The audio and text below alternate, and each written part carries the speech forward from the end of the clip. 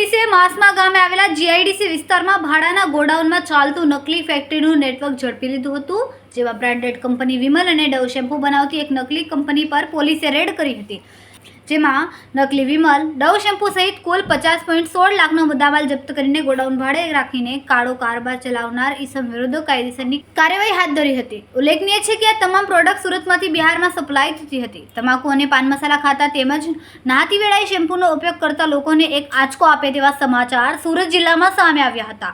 સુરતની ઓલપાડ પોલીસે નકલી વિમલ, પાન મસાલા અને ગુટકા તેમજ ડવ શેમ્પૂના રેકેટને ઉગાડું પાડી દીધું હતું। ઓલપાડ પોલીસને ચોક્કસ બાતમી મળી હતી કે ઓલપાડ તાલુકાના માસમા ગામની સીમમાં આવેલ જીઆઈડીસી વિસ્તારમાં એક કંપનીમાં ગેરકાયદેસર વિમલ અને ડવ શેમ્પૂ બને છે, જે માહિતી મળતા પોલીસે મોડી રાત્રે છાપો માર્યો હતો।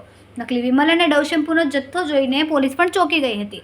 હાજર ઇસમો પાસેથી લાયસન્સ નહોતું મળ્યું, જેથી પોલીસે કાર્યવાહી હાથ ધરી। સુરતથી સુનિલ પાટીલ સાથે ભાવેશ પાટીલ, ગુજરાત સમ્રાટ।